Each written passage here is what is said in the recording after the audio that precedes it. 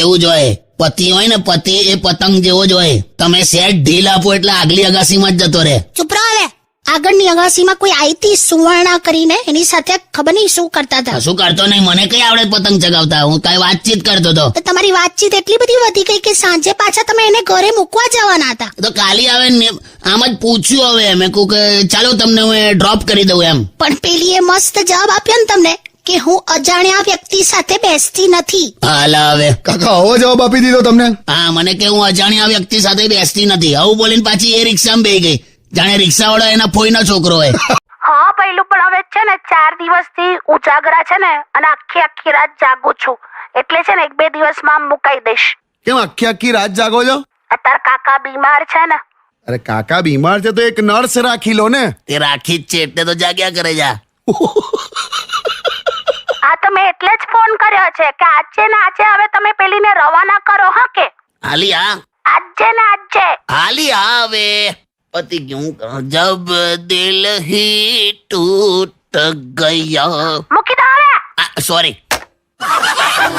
મને મારી નાખવાની યોજના કરી તે જોયું ને પહેલું. કઈ નહીં કાકી બેસો તમે. બે તને કશું ના થાય લી. હવે શું યોજના વાળી? શું કશું ના થાય. આજે સવારે તારી આગળથી પેલી બિલાડી રસ્તો ક્રોસ કરીને ગયેલી ને, હા એ બિલાડી આગળ જઈને એક્સિડન્ટમાં મરી ગઈ. ખબર? બે ચાઓ ને યાર. સોંગ વગાડલા સોંગ વગાડ. જો આવી ગઈ, જો થૂલું આવ્યું, જો થૂલું આવી ગઈ. તું હા કેમ આવી? કેવી લાગુ છું? હમણાં જ બ્યુટી પાર્લર માંથી આવી. બોલ. એટલે બંધ હતું? તમને છે ને હું ક્યારે સુંદર લાગતી જ નથી. જો હવે તું રડવાનું ના ચાલુ કરીશ યાર. પેલો ઓલરેડી રડે છે. જો તું બેસ અહીંયા થોડી વાર, આપણે ગીત વગાડીએ ને પછી આપણે આગળ વેલેન્ટાઇન ડે વિશે વાત કરીએ. આમ રોમેન્ટિક થઈને હાથમાં હાથ નાખીને બેસો ને. ના, મને ખાલી ચડી જાય છે. તું ભાઈ ગીત વગાડ ને ભાઈ. એટલે તમે એવું કહેવા માંગો છો કે લગ્ન પછી બધો રોમાન્સ જતો રહે? એવું નહીં, જવાબદારીઓ બધી બદલાય. તમારા એન્ગેજમેન્ટ થયા હોય ને ત્યારથી લઈને જે લગ્ન થાય એનો જે વચ્ચેનો ગાળો હોય ને એ સૌથી બેસ્ટ ટાઈમ હોય. ત્યારે જો એનો મંગેતર કશે કામ બહાર જવાનું હોય ઓફિસના કામે 4-5 દિવસ, તો પેલી એકદમ રડું થઈ જાય અને શું કે ખબર છે, I will miss you dear. એવું જ હોય. લગન પછી જો પેલો 6 દિવસ બહાર જવાનો તો શું કે ખબર, ઘર ખર્ચના પૈસા આપતા જજો કે. જો મેં તમને કોઈ દિવસ ઘર ખર્ચના પૈસા નથી માંગ્યા. મેં ઓલવેઝ તમને એવું જ કીધું છે કે આઈ વિલ મિસ યુ. હા, એ કરું, એ તારું કેવું પડે. કેમ કે મને ખબર છે કે પૈસા તમે આપવાના નથી. જો બાજી હોશિયારી મારી. Song વગાડ, song વગાડ. મેલેરિયાની ગોળીઓ આપણી પાસેથી લે. બોલ.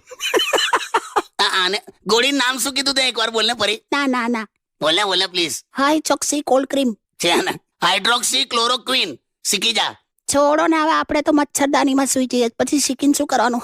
છે ના, નહીં વગાડલા સોંગ વગાડલા. હાઈ ચોકસી જાઓ ને હવે. કાકી તમને ખબર છે કોઈ પણ ભીડમાં છોકરાનો આમ ધક્કો વાગી જાય ને જો કોઈ છોકરીને, તો તરત જ યાર બીજું બધું તો ઠીક, એ લોકો ભૈયા કહી દે છે આપણને. ભૈયા ક્યાં કરતે હો કે. હા, અને છોકરાઓને જો જીવ લઈ લો તમે એનો તોય દીદી ના બોલે. આને કમિટમેન્ટ કહેવાય. જાઓ ને હવે, જાઓ ને, જાઓ.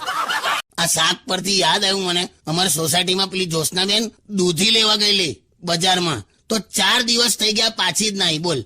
પોલીસ કમ્પ્લેન થઈ, ઘરે બધા કેટલા ચિંતામાં હતા. તો એમાં શું ચિંતા કરવાની, પોલીસ કમ્પ્લેન કરવાની? બીજું કઈક શાક ના બનાવાય?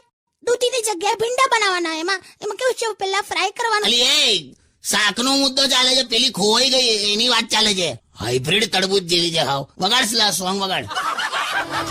આઈ ગયો પેલી ઓલી જ્યોત્સનાનો ફોન. એમ ને નહીં નાલિયા જુઠ્ઠું બોલે છે લી. આ જો ખોટું બોલતો હોય તો એ જ્યોત્સના નામ એને કેવી રીતે ખબર પડી? દર વખતે એને જોઈને તમે આમ ઘેલમાં આવી જાઓ છો.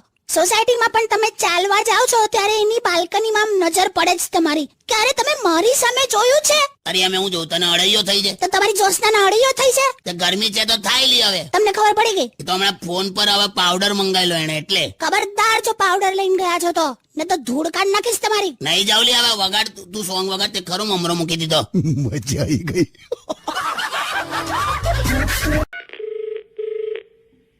એને અકડાવતો નહીં હા કે, ને તો મારે ભોગવવું પડશે પછી. અરે પણ હું શું કામ અકડાવું? હાલો. હેલો કાકી, કેમ છો? શું છે? અલા આ તો એકદમ કીધું ને બહુ અકડાયેલી છે. હેલો, હા શું છે પણ? શું કરે છે? જમવા બેઠી છું. શું બનાવ્યું? ભાખરીનું શાક. કમલી તે તો હવારે એવું કીધું હતું ને કે જમવામાં 2 ઓપ્શન હશે, તો એક જ શાક બનાવ્યું? 2 ઓપ્શન જ છે. ખાવું હોય તો ખાઓ, ના ખાવું હોય તો ના ખાઓ. આ ઓપ્શન છે. જોયું તે? હા યાર એકદમ આજા. શું બીજું શું કરે છે? કશું નહીં યાર, શું એકનું એક રોજ પૂછો છો? શું ખાધું ને શું બનાવે છે ને શું કરે છે? બીજા કોઈ સવાલ નથી તમારી પાસે? ઓહો હારું, મને એ કે આ મ્યુચ્યુઅલ ફંડમાં એસઆઈપી કરવું જોઈએ કે પછી લમસમમાં જવું જોઈએ? કેમ કે મિડ કેપ અને સ્મોલ કેપમાં હમણાં જો ઇન્વેસ્ટમેન્ટ કરીએ ને તો 15 વર્ષે રિટર્ન દેખાશે.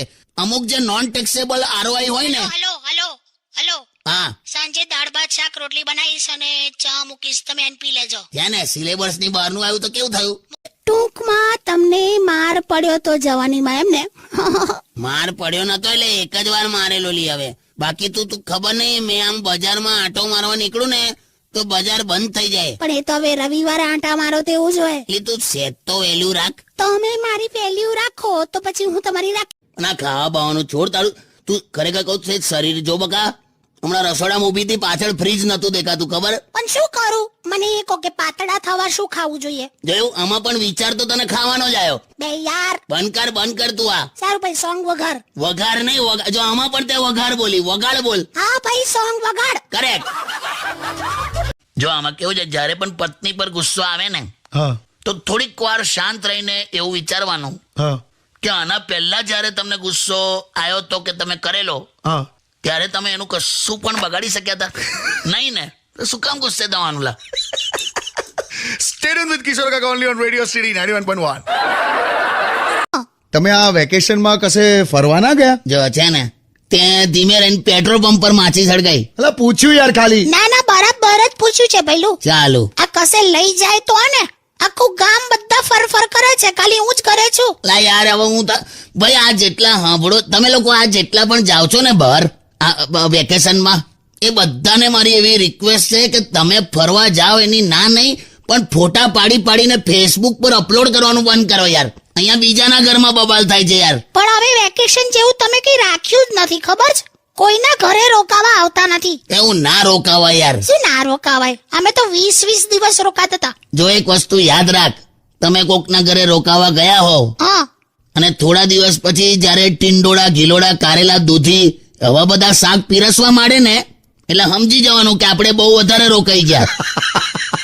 સાચી વાત કે નહીં લા? સાચી વાત. પણ કશેક તો લઈ જાઓ યાર, મારું મન નથી. ગભરાઈશ નહીં. અને આપણી જે પેલી નર્સ છે ને, આહા, એ તો એટલું વ્યવસ્થિત ઇન્જેક્શન મૂકે છે ને કે આમ બિલકુલ દુખતું નહીં. હા વળી, બીજી સ્ત્રીઓ 100 ગોંચે તો એ તમને દુખતું નથી અને હું 2 શબ્દ બોલું તો એ દુખે તમને. હવે અત્યારે એ મુદ્દો છે. પણ આ બધા કહે છે ને શરીર દુખે.